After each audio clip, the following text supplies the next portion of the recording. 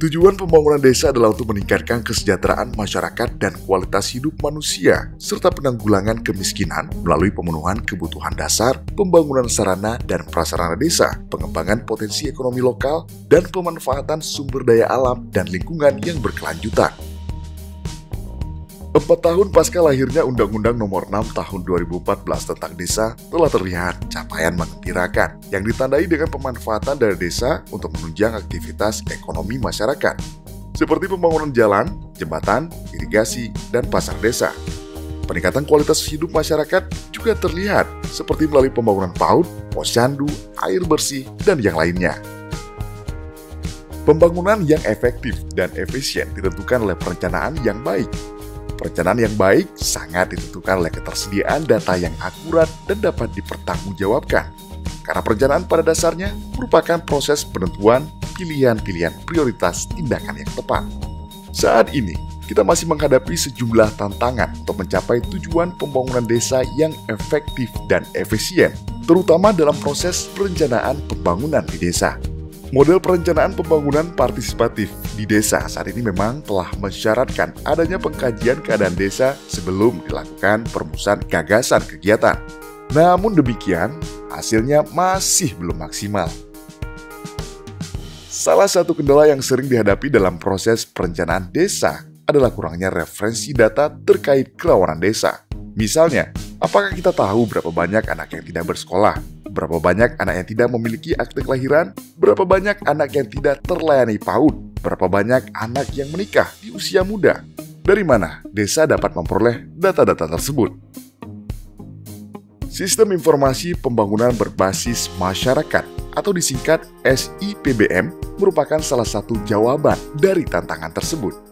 SIPBM adalah sistem informasi pembangunan yang datanya dikumpulkan dari dan oleh masyarakat untuk selanjutnya dimanfaatkan oleh masyarakat dan pemerintah dalam membantu peningkatan kinerja pembangunan desa dan supradesa. Lalu, mengapa SIPBM? Pertama, secara metodologi, SIPBM sejalan dengan sistem perencanaan pembangunan partisipatif karena sifatnya yang partisipatoris. Kedua, SIPBM menghasilkan data mikro yang mampu menyajikan data by name by address untuk melengkapi hasil pengumpulan data lainnya yang juga menggunakan metode participatory rural appraisal sehingga memudahkan untuk menentukan sasaran dari sebuah program atau kegiatan. Ketiga, data SIPBM dapat secara akurat menggambarkan kondisi real di masyarakat terkait sejumlah isu karena pengumpul data dekat dengan sumber data sehingga lebih mengetahui kondisi sumber data. Sejumlah pemerintah daerah telah menggunakan SIPBM sebagai basis data dalam perencanaan, implementasi, dan advokasi program.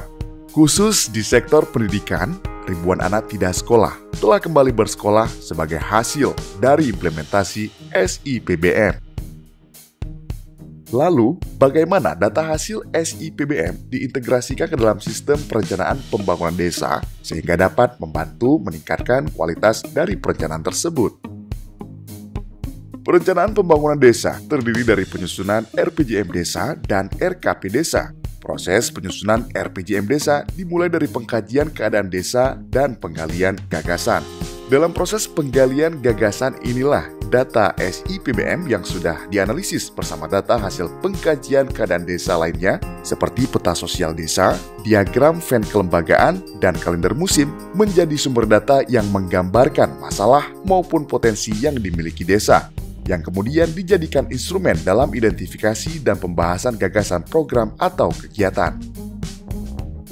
Dalam penyusunan RKP Desa, dilakukan pencermatan atas RPJM Desa. Data SIPBM yang sudah diperbarui menjadi instrumen dalam membahas relevansi antara kondisi desa terkini dengan program atau kegiatan yang telah disusun sehingga menjadi prioritas pada tahun pertama, kedua, dan seterusnya.